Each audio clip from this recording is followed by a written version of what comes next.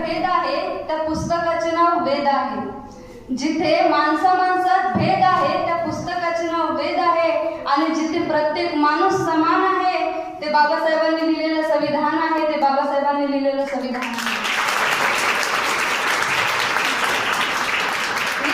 क्रांती मारुती जळके आजच्या या संविधान दिनानिमित्त आयोजित केलेल्या कार्यक्रमामध्ये उपस्थित असलेल्या सर्व मॅडम आणि सर्व विद्यार्थी मित्रांनो, सर्वांना माझा नमस्कार. 26 नोव्हेंबर 1949 ला भारतात संविधान स्वीकारले होते. आज संविधान सभेने संविधान स्वीकारून 75 वर्षे पूर्ण झालेले आहेत. देशातील नागरिकांमध्ये संविधानिक मूल्यांबद्दल आदराची भावना वाढवणे हा संविधान दिनाचा उद्देश आहे. भारतात विविध धर्म, जाती आणि करोडो लोकसंख्येला एकत्र करून एक देश बनवणारी ही राज्यघटना आहे. आज आपण आपल्या संविधानाबद्दल आणि देशाच्या कारभाराबद्दल कितपत जागृत आहोत? आज लगभग सर्वांच्याच घरी धर्मग्रंथ असतीलच की. कोणाच्या घरी भगवद्गीता असेल, बायबल असेल, कुराण असेल, पण संविधान किती जणांच्या घरी आहे?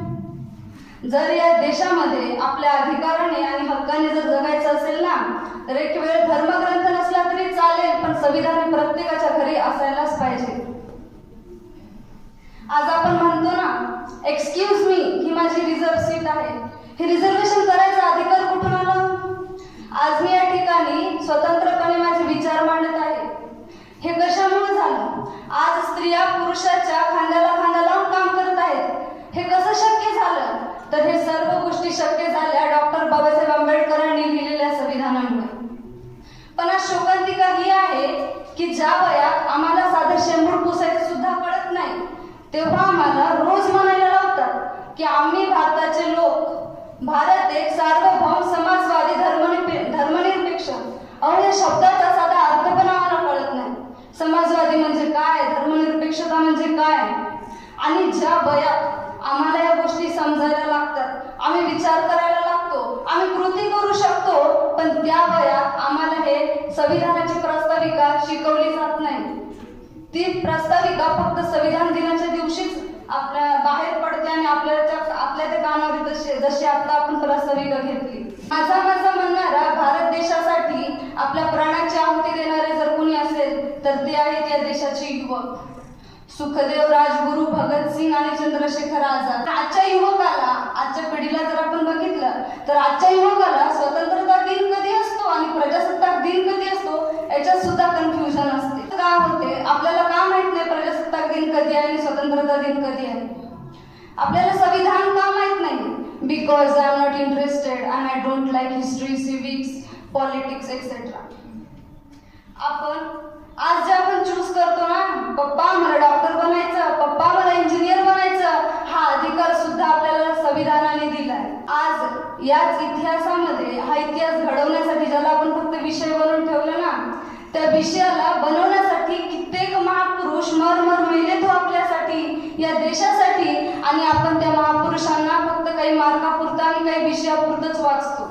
मोठी शोकांतिका आहे. शिवाजी महाराज, जर काही मराठी शाळेतले विद्यार्थी असतील ते तर शिवाजी महाराज फक्त 4थीतल्या पुस्तकातच शिकवले जातात आणि MPSC ला 2 मार्काचा प्रश्न येतो. ही आपली चूक नाही हो, ही जे एज्युकेशन सिस्टम आहे ना, हे त्यांची चूक आहे.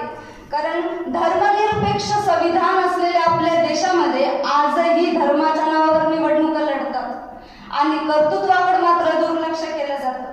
जो व्यक्ती संविधानाला अंगीकृत करून जाती धर्माचा पडदा हटवून मानव जातीकडे माणुसकीच्या नजरेने पाहिल ना, तोच खरा नेता आहे. अशा आदर्श नेत्यासाठी मी 2 ओळी म्हणू इच्छिते. असा एक नेता उभा राहावा, त्यानं मग आश्वासन द्यावा. नीट आहे का?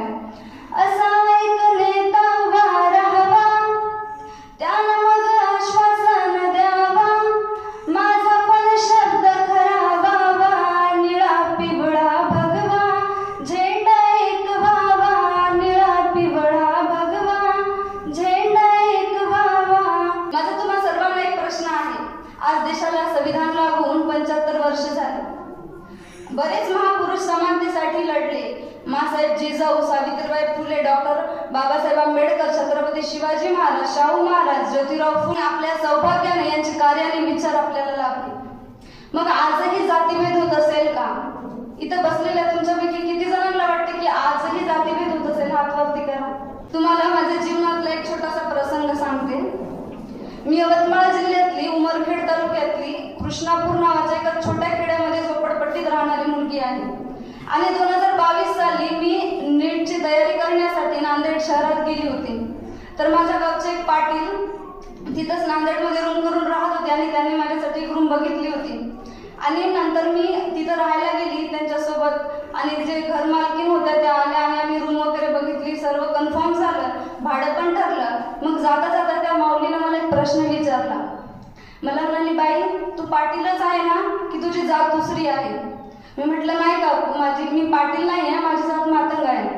तेव्हा ती माऊली मला म्हणाली की तुझी जात दुसरी आहे, मी तुला रूम देऊ शकत नाही, कारण माझ्या घरात देव आहेत, माझ्या घरात पूजा होते, मला हे चालत नाही. आणि असं म्हणून त्या माऊलीनं माझ्या तोंडावर गेट बंद केलं आणि आम्ही तिथून वापस फिरलो.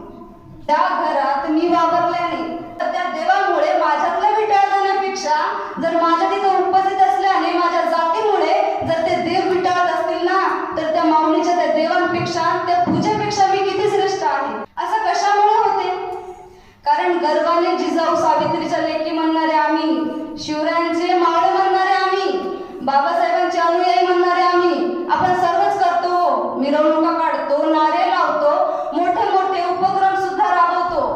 त्या सर्व महापुरुषांचे विचारच वाचायला विसरून जातो. 18 पगड जातीच्या मावळ्यांना एकत्र करून स्वतःच्या मुलाप्रमाणे शिक्षण देणारी जिजाऊ माता, आज त्या जिजाऊला आज आपण स्वतःला त्या जिजाऊच्या लेकी म्हणतो आणि एकीकडे जातीभेद करतो. ज्या बाबासाहेबांनी सर्व भारतातल्या लोकांसाठी संविधान लिहिलं, या भारतात काय फक्त बुद्धच राहतात का? प्रत्येक धर्माचा आणि जातीचा माणूस राहतो. त्या सर्वांना अधिकार दिले बाबासाहेबांनी, त्या सर्वांना अधिकार दिले. त्यांच्या नावावर आपण आरक्षण खातो, मग गर्वाने जय भीम म्हणायची लाज का बाळगतो? कारण बाबासाहेब बुद्ध आहेत ना, म्हणून कसं जय भीम म्हणू? ही फार मोठी शोकांतिका आहे की आपण सर्व महापुरुषांना जातीमध्ये आणि धर्मामध्ये वाटून घेतलं आणि त्यांच्या विचारांना मात्र वाचायचे विसरूनच गेलो. म्हणून आपल्या समाजामध्ये विचारांची घाण दरिद्री आजही आहे. मला फक्त एवढं सांगायचं आहे की महापुरुषांचे इतिहास